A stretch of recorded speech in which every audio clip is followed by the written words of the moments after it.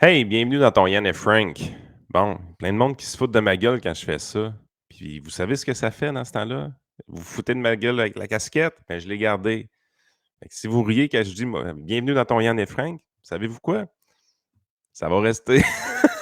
Fait que continuez à troller dans les commentaires, je m'en sac. Euh, Aujourd'hui dans le show, document de Joe Biden au Delaware dans sa maison. Est-ce qu'il y a eu un raid du FBI comme à Mar-a-Lago? C'est Mar-a-Lago? Mar-a-Lago. Mar-a-Lago, hey, je suis tout Mar-a-Lago. mêlé un matin. Radio-Canada, Raymond Bachan, rencontre secrète avec des leaders étudiants. Oh! On sort le vieux stock, les amis, en 2012. La directrice du PCQ, directrice générale, évidemment, a été nommée également. Toutes sortes de choses. Le nucléaire avec Erin O'Toole sur son blog. Et est-ce que Donald Trump revient sur Facebook et Twitter potentiellement? Est-ce la fin de Truth Social? Donc, il y a un bon show. Bienvenue dans ton Yann et Frank.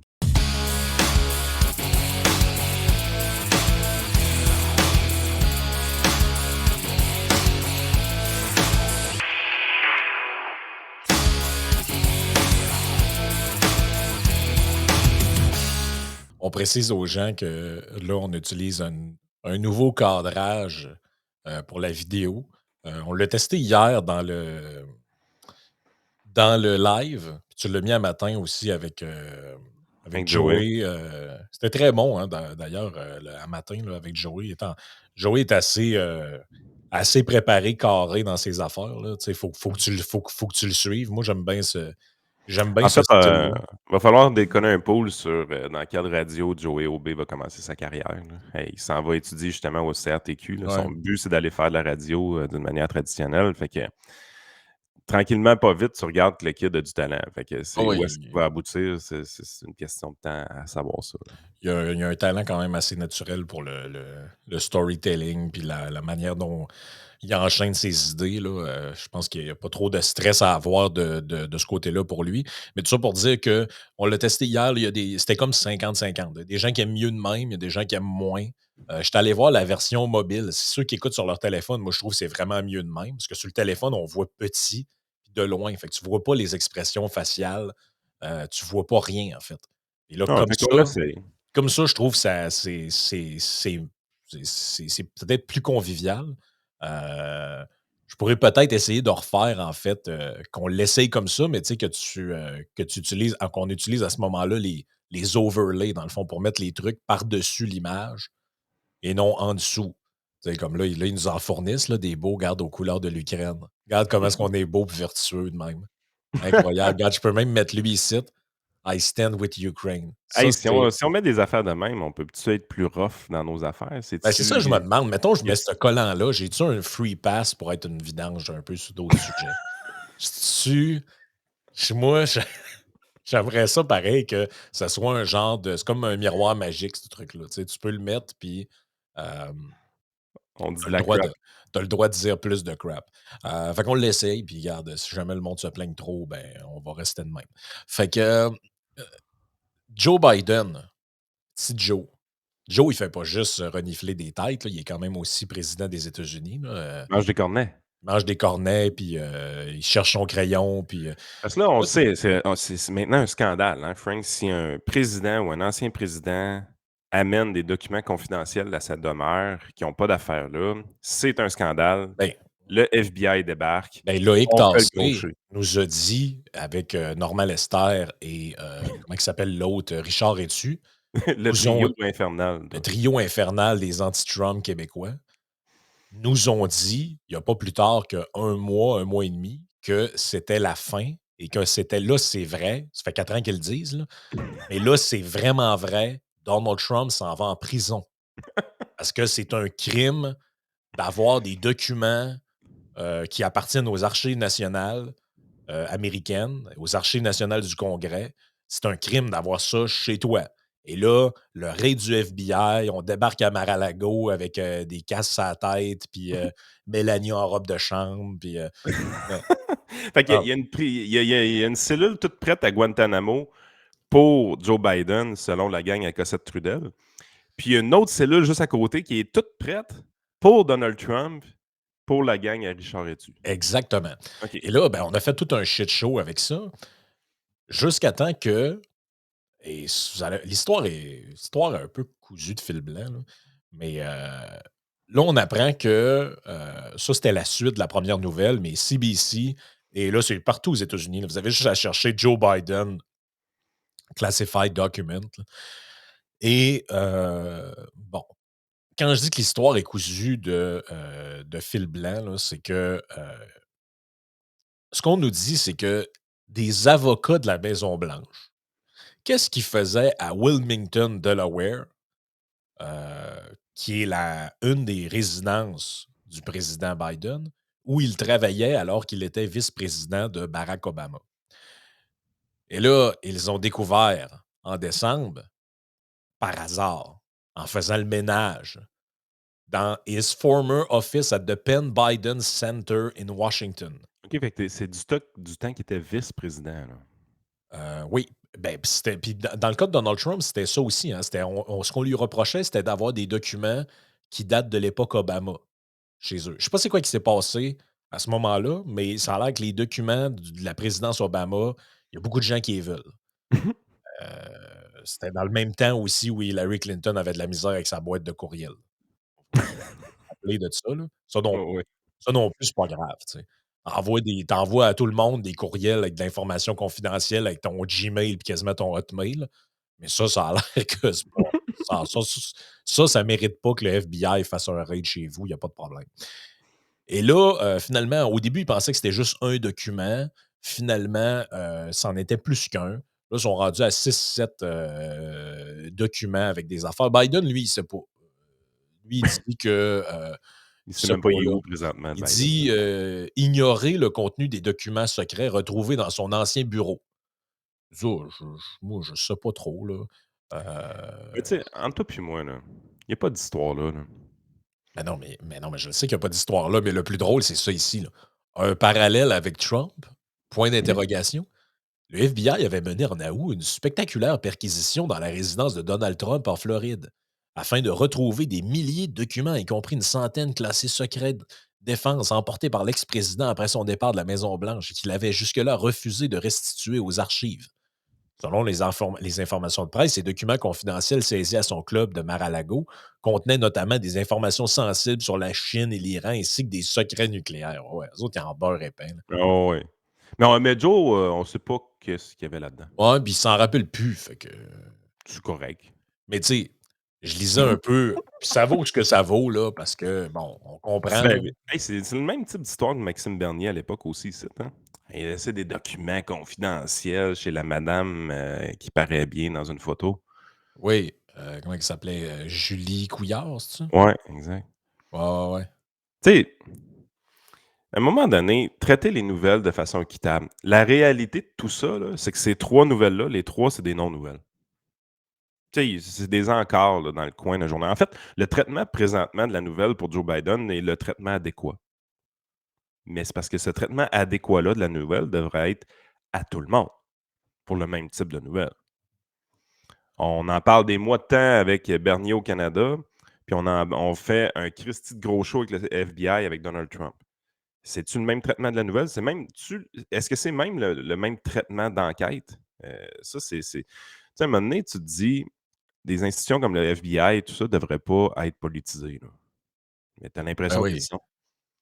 Fait que ça va pas bien dans ce temps-là. Non, non. Là, je suis dans un article de la BBC, un autre, puis là, ça dit: «Qu'est-ce qu'il y a dans les documents?» Ça, c'est un article un peu plus récent parce que là, on a un peu plus d'informations. Là, on n'est plus à 6, on parle de 10 classified documents, including briefing material on foreign country, including Ukraine, Iran, and United Kingdom. And according to CNN, c'est pas Fox News, c'est CNN, these documents were mixed in with other non-classified paper, including detail about funeral of Beau Biden. Da, da, da, da, da, da. It is also report that some of the documents were labeled as top secret, the highest level of classification. C'est la même affaire. Ouais, mais Trump, il y en avait des Euh, milliers. So what? C'est la même nouvelle. ouais, c'est la même affaire. Mais c'est juste que ça te permet un peu de voir le. Puis Le deux poids, deux mesures. Oh oui, puis tu sais, c'est les républicains là-dedans jouent une game aussi, là, dans le sens que Ah oui. eux autres, ils disent, ben là, eux autres, ils disent exactement ce que je viens de vous dire, là. Comment ça se fait que nous autres, notre ancien président, il a quasiment été obligé de sortir en bobette sur le coin de la rue en plein milieu de la nuit parce que la police de ben, tu sais, comme si on aurait dit que c'était l'arrestation d'Al Capone. Tu sais, c'était Mmh. un méchant shit show de boucan, cette affaire-là, là. Et là, lui, c'est juste, dans le fond, tu sais, ça, ben, c'est des avocats, là. Ils ont enlevé un peu de poussière sur le dessus d'une bibliothèque, puis ils ont découvert ça. Et là, ben, tu sais, évidemment, toutes les théories s'agitent un peu partout. Tu sais, j'ai lu dans Fox News, il y en a qui disaient que, en gros, c'est de l'information qui est issue depuis un bout, puis ça a été coulé aux médias parce que les démocrates essayent de mettre la table pour avoir un autre candidat que lui. Ouais, ça, c'est drôle, ça. Parce Mais que ça a l'air que le bonhomme, il veut rien savoir de s'en aller. hey, il devrait tellement tu sais, c'est ça que je te disais tantôt un peu en pré-show, à la fin de tout ça, là, à un moment donné, Joe Biden va perdre son élection ou va démissionner ou va être rendu à 8 ans, ce qui serait assez spectaculaire dans son cas. Hem, il va écrire ses mémoires, ses biographies, sa biographie de tout ça, là, de son passage. Ouais. Ben, quelqu'un Puis va y s'écrire puis il va mettre sa face sur le top, là. ouais, ouais, Plus exactement. ça qu'autre chose, là. Qui est-ce qui va acheter ça? Puis qui Euh, est-ce qui va l'acheter et le lire? Ce qui est le deuxième pas encore plus dur à accomplir, là. ben, écoute, il y a du monde qui sont en train de lire la biographie du le prince déchu, là, avec Harry? Ah, ouais, ouais, avec la control freak, là. Tu sais, fait que, Meghan? moi, j'ai tout le temps un malaise avec quelqu'un qui écrit sa biographie à 30 ans, là. Tu sais, je sais pas, là, il y a comme de quoi de là-dedans qui, Il t'en reste un bout à vivre, mon homme. ouais, mais en tout cas, je sais pas, là, moi, me semble, tes mémoires, tes supposé, tu sais, à moins que tu aies fait de quoi d'extraordinaire. Tu sais, mettons que non, mais mettons que tu es un Imagine héros non, mais Greta qui écrit ses biographies à 17 ans, 18 ans, toi. ah ouais, mais tu sais, mettons que tu es un héros de guerre, là. Je sais pas, au Ouais. lendemain de la Deuxième Guerre mondiale, puis tu écris un livre, c'est tes mémoires de guerre. Je comprends, là. Il y a un concept, là. Tu racontes l'histoire quand en fait, tu mieux de la raconter maintenant parce que ça se peut quand tu vas avoir 70 ans, il y a des bouts qui vont te manquer, là. Mais à part ça, là, je veux dire, Un joueur de hockey, mettons. oui, oui, un joueur de hockey, puis Hey, Raymond Bachand, Monsieur ouais, Bonheur. L'important, c'est d'être heureux comme peuple, c'est pas d'équilibrer le budget, toi. ouais, Mais il essayait de l'équilibrer pareil, le budget en 2012, Raymond. ouais. Avant Mais la crise des frais de scolarité, il avait fait venir 2 leaders étudiants dans son bureau en secret. Raymond Bachand, il était à il était à en fait, ça découle de son passage, je pense, à l'émission de Gérald Filion, où, comme tout le monde sait, il y a toujours des choses très scandaleuses et controversées qui se disent. Heu et là, on apprend. Raymond Bachand, comme tu viens de le dire, a eu une rencontre secrète avec 2 leaders étudiants en mai 2012. Les rencontres secrètes, ça me fait sourire, ça, moi, de la manière que c'est traité.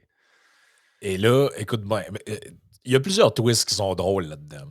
Le passage de Raymond Bachand aux finances de 2009 à 2012 a été marqué par l'introduction controversée de la contribution santé et l'annonce de la hausse de 75 sur 5 ans des droits de scolarité. Un mandat tumultueux dont l'ex-ministre se souvient avec beaucoup d'émotion encore aujourd'hui. Et là, écoute bien le liner. Moi, je suis contre l'austérité, dit Raymond Bachand. Qu'est-ce qu'il vient de dire là, lui, là? C'est qui est mêlé, lui.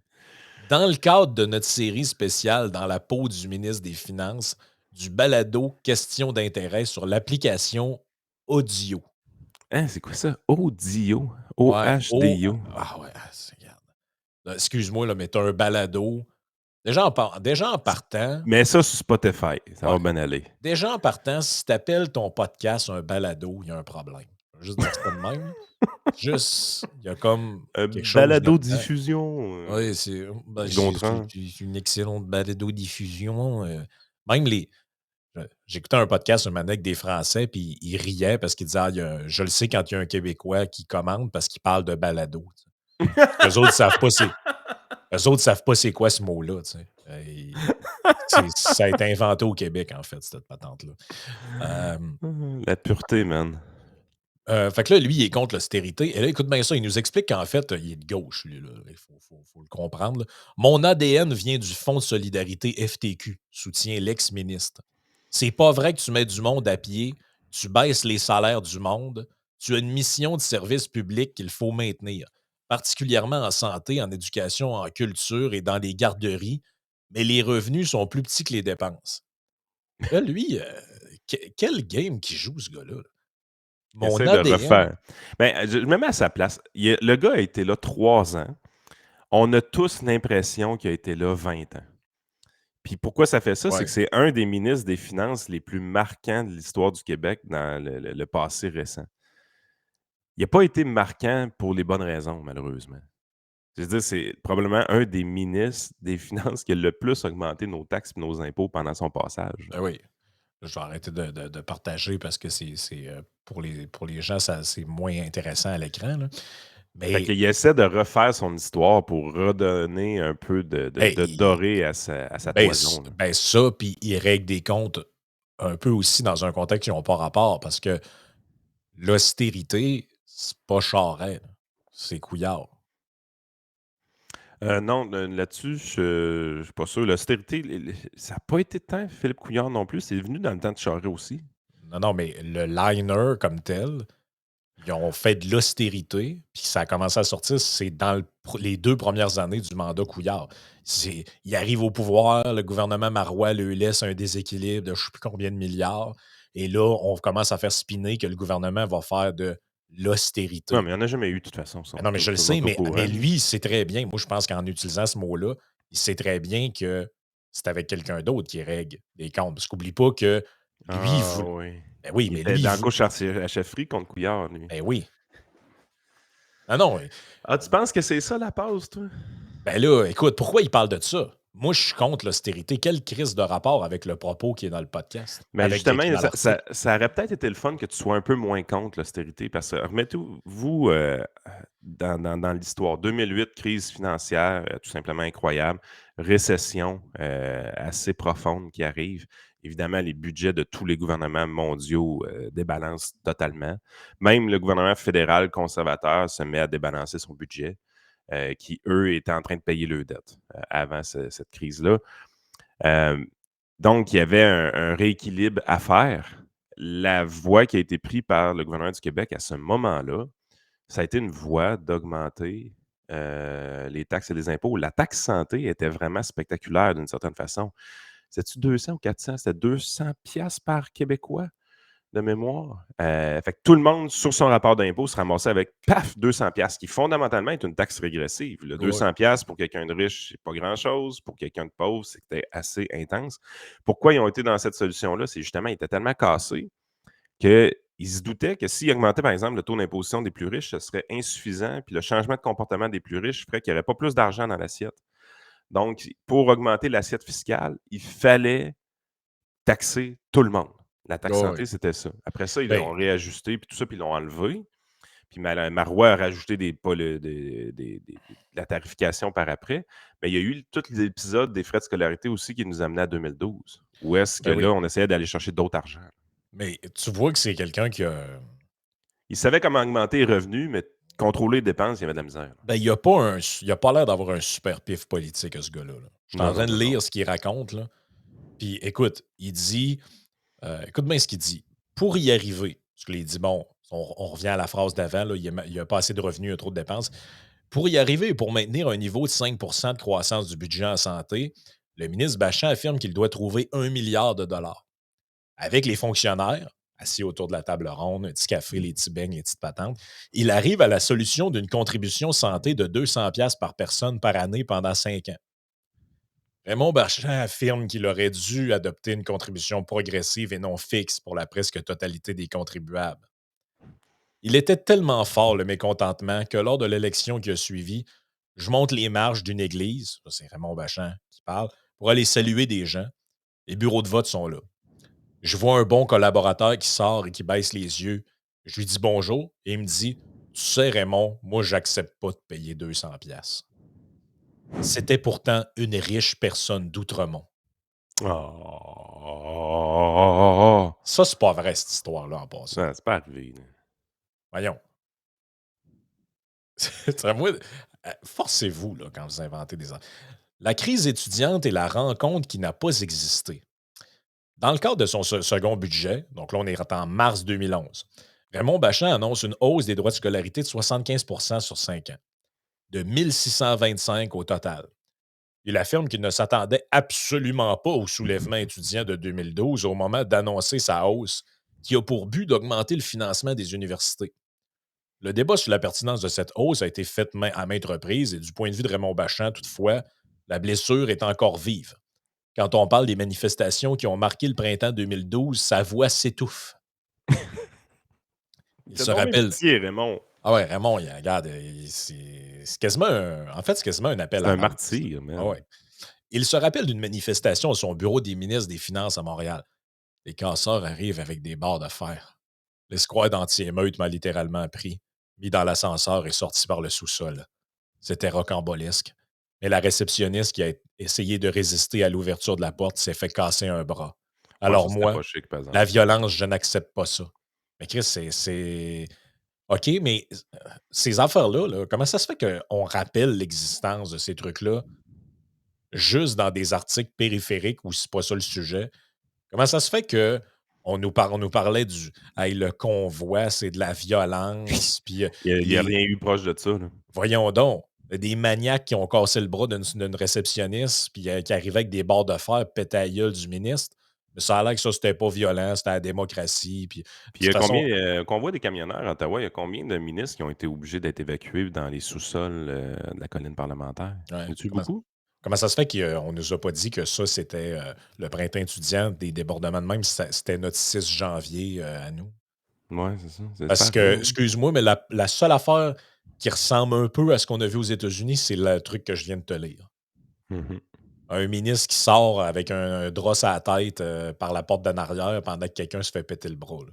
Non, non, c'était pas chic, ça, là. Ah non, c'est vraiment pas chic. Là. Tu sais, Raymond puis Raymond Bachand, Bachand, c'est doux comme un agneau, ça, là. C'est tout souriant, puis, tu sais, c'est heureux fondamentalement, ce monsieur-là, là. Il sourit tout le temps. ouais, Il veut pas de mal à personne. ben Il veut oui. juste votre argent. Et là, tu vas être déçu, Yann, parce que toi qui voulais, tu parlais des mémoires tout à l'heure, je suis sûr que tu serais intéressé à acheter les mémoires de Raymond Bachand. Ah, il y a pas un livre Euh, à vendre, là.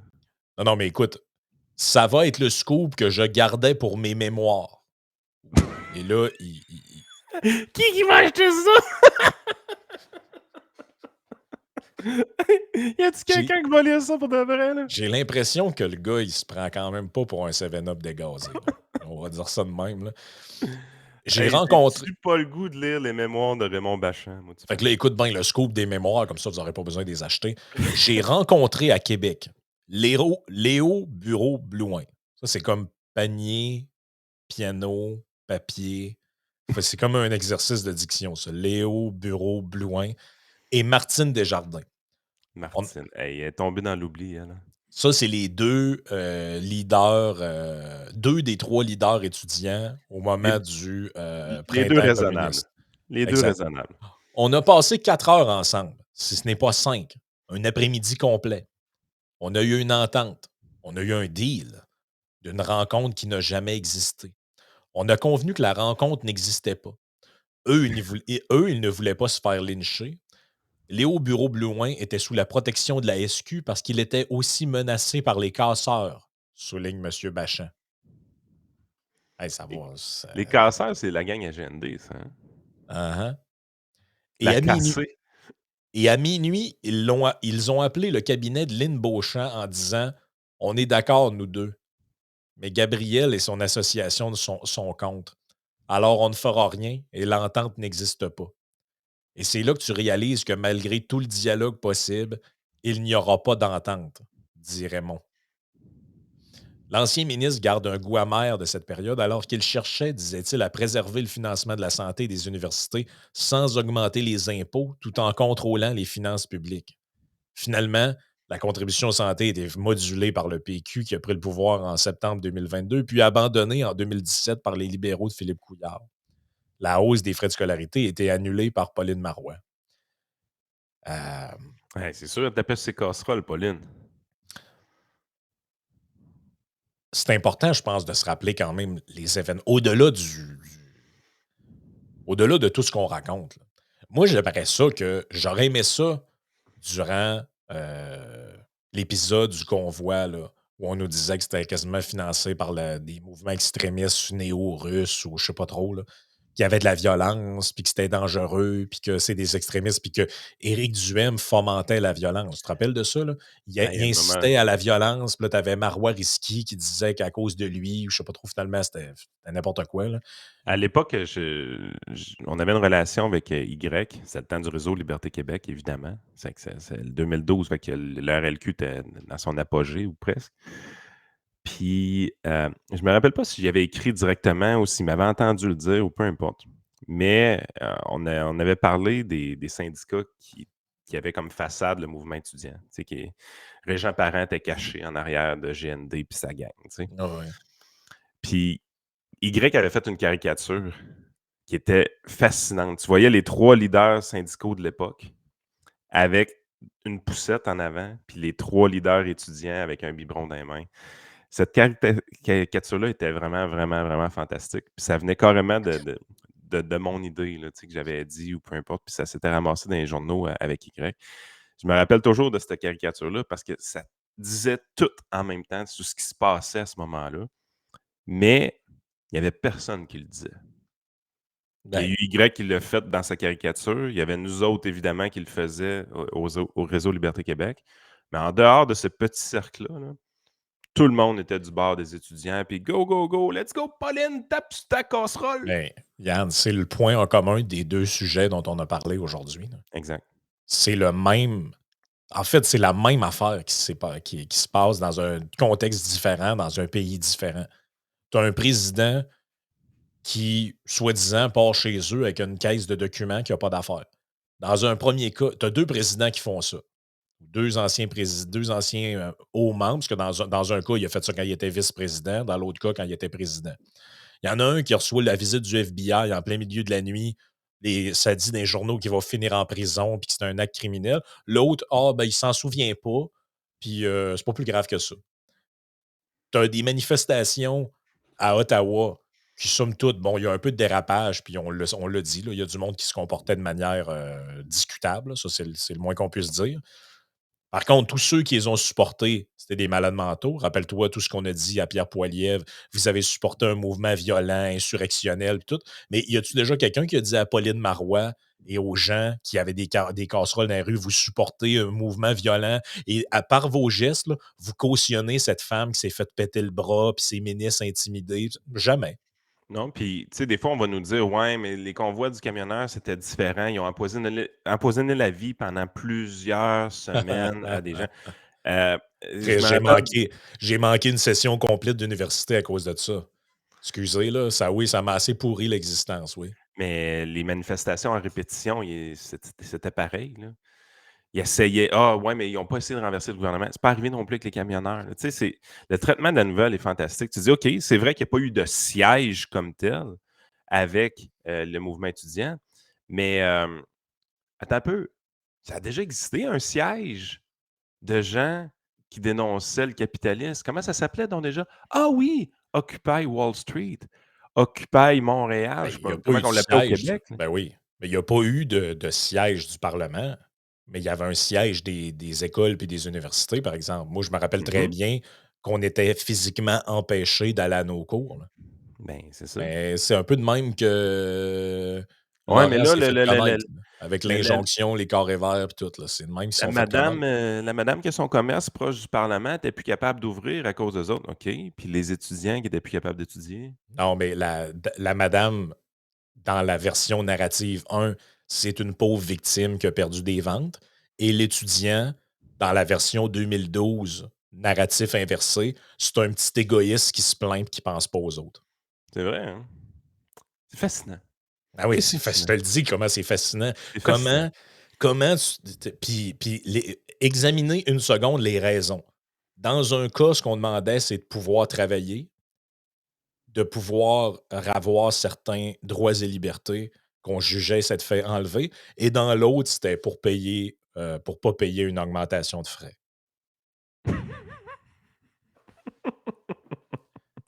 Ben, ça, Merci c'était. Raymond, merci Raymond. Ça Ouais, nous Raymond, rappelle ces bons souvenirs. il nous permet quand même de rebrasser des affaires, mais je ne sais pas si les gens se rendent compte à quel point c'est fascinant comment tu peux prendre 2 contextes, deux événements, puis selon les acteurs et les causes qui sont en jeu là-dedans, oh, hein, c'est, on le prend comme ça, puis, oh, hey, c'est dangereux ça. Est-ce qu'il y a des spécialistes, là, tu sais, je lisais encore un article de Radio-Canada, puis on s'en va sur Patreon, à l'instant, là.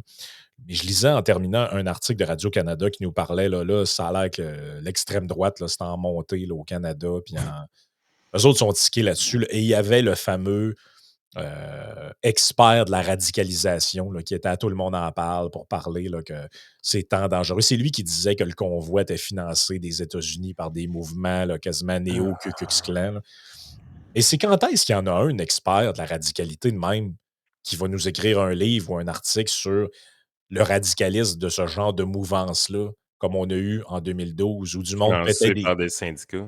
Ben ouais, ouais, ben oui, parce que ça a l'air qu'à l'époque, ça aussi, c'est un autre liner. Financer de l'étranger, ça, c'est prouvé et il y a pas de problème, on peut dire ça. Par contre, quand à l'époque, on disait que c'était les syndicats qui étaient en arrière de ça, c'était une théorie du complot. Ouais, ils fournissaient les bus, entre autres. Ah, hey, bonne journée tout le monde, mais c'est sur Patreon, il reste des bons sujets, là. Mmh. Trump qui revient sur Twitter et Facebook, puis la directrice du Parti conservateur du Québec est maintenant connue.